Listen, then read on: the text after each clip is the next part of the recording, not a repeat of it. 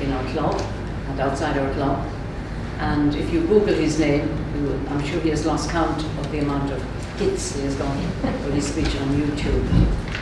Tonight, Kieran is giving us an entertaining speech from the entertaining speaker manual. It's called A Quiet Pint. And the objectives of the speech is to deliver a humorous speech from his own experience, adapt and personalise humour material from outside sources, humorous material, and deliver the speech making the humour effective.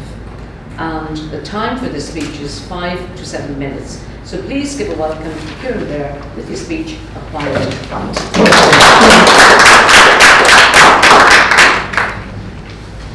Madam Toastmaster, our welcome guest Magella, fellow Toastmasters. About 20 years ago, on a Thursday night, 2 weeks after now, I was contemplating retiring from national toll roads. And just for balance information, it was just after we had offered to take the water from Shannon to Dublin to solve the problem that he's still trying to solve. That's just by the way. And I decided I really needed to think about my retirement, and I did something that was totally unusual for me. I decided to go for a quiet pint in O'Brien's pub at the top of Leeson Street. It was totally unusual for 3 reasons. 1, I never drink in pubs. 2, I never drink by myself. And thirdly, I rarely drink pints. But I was delighted to find the pub was almost empty. I ordered a pint, and I sat down to think about the situation. Just then, a small, fat, dark man with not enough hair for dandruff entered the pub and said, "Give me a pint and a chaser," in a very loud voice. And although the pub was totally empty, he sat down right beside me. I never forget a face. I'll get you. I don't think we know one another. Did you go to Sing Street? I went to Blackrock College.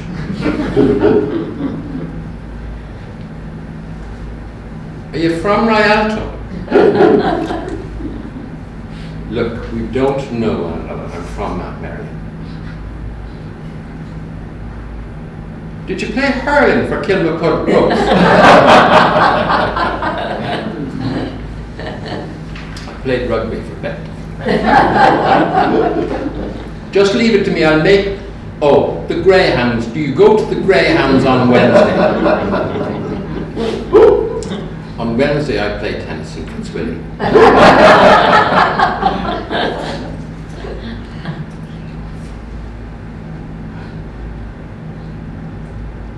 Just leave it to me, I'll get it. Did you ever go to Courtown on your holidays? I did, I said, hoping that didn't mean we were best friends. Oh, he said, that's it, Courtown. I knew we were well acquainted. I said, we've never met.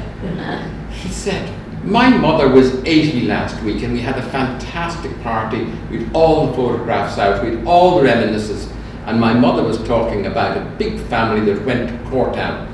There were 7 children, a big father and mother, 3 grandparents. They had a beautiful French maid and a big St. Bernard dog called Tiny.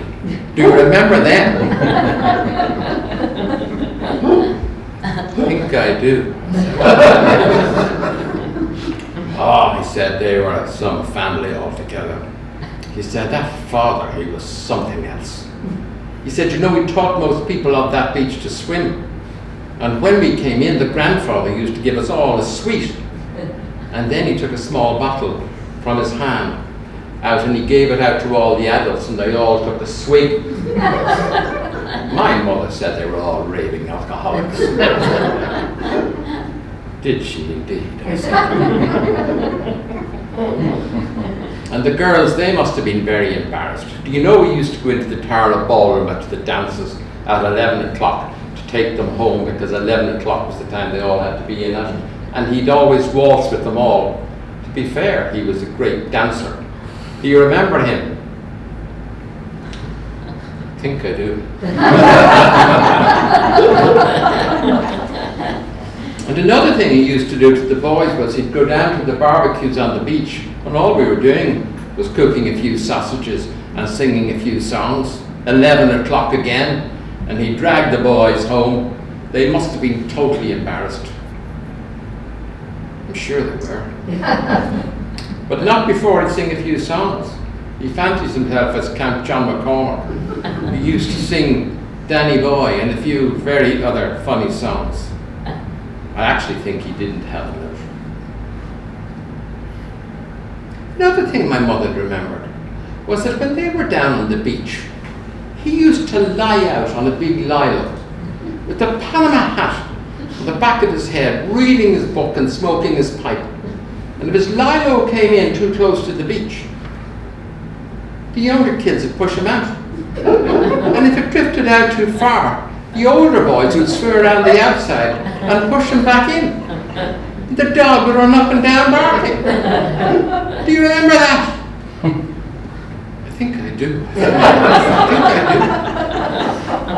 And my mother said the most embarrassing story of all was one day at 4 o'clock when they were coming up from their late night swim, from the late afternoon swim. It was pouring rain, so they didn't dress. He just went into the post office to get a loaf of bread, and he just had a big towel around his 19-stone stomach. And unbelievably, the towel fell off. The family must have been totally mortified. Do you remember that? I certainly do.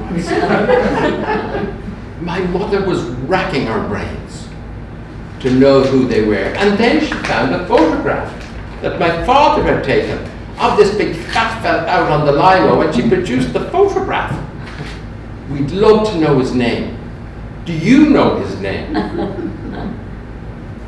I do, I said. I call him Daddy.